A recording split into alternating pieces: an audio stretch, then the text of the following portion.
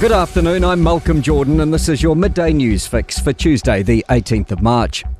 Prime Minister Chris Luxon's adamant he won't be walking away from trade negotiations with India, even if they prove difficult. Luxon's met with Prime Minister Narendra Modi to explore avenues for deeper bilateral ties and make more headway towards a free trade agreement.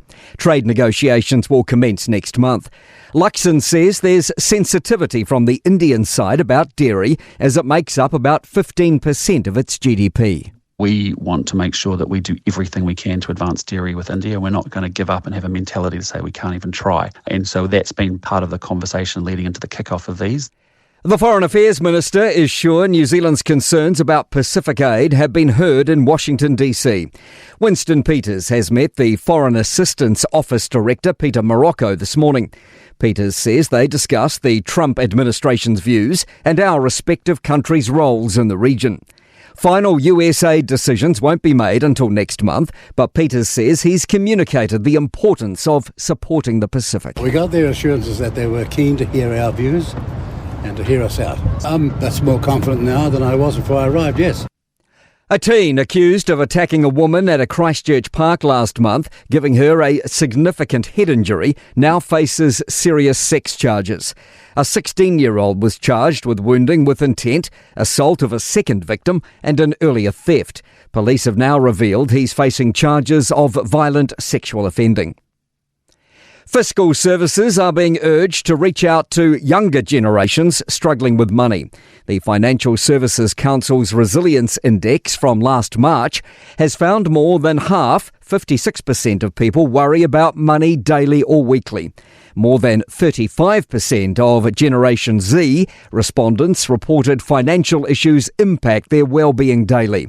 Chief Executive Kirk Hope says services could help struggling young people. It's probably more what the providers themselves can do to take themselves to Gen Z. And as I say, that's really developing financial education that resonates.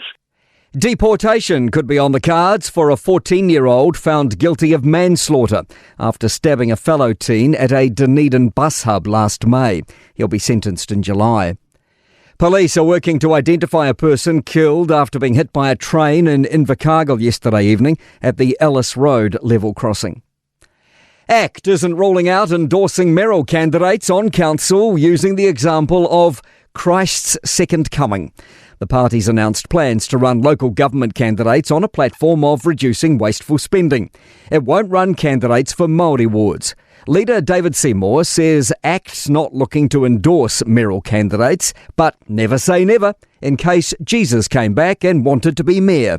He reckons the man himself would favour his campaign. You know what, I believe that Jesus very well might support ACT from what I know about him.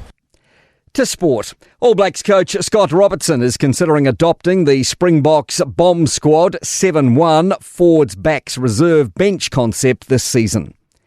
A plea from the Black Ferns Sevens for the return of an equipment trailer to their Mount Maunganui base ahead of their World Series tournament in Hong Kong next weekend.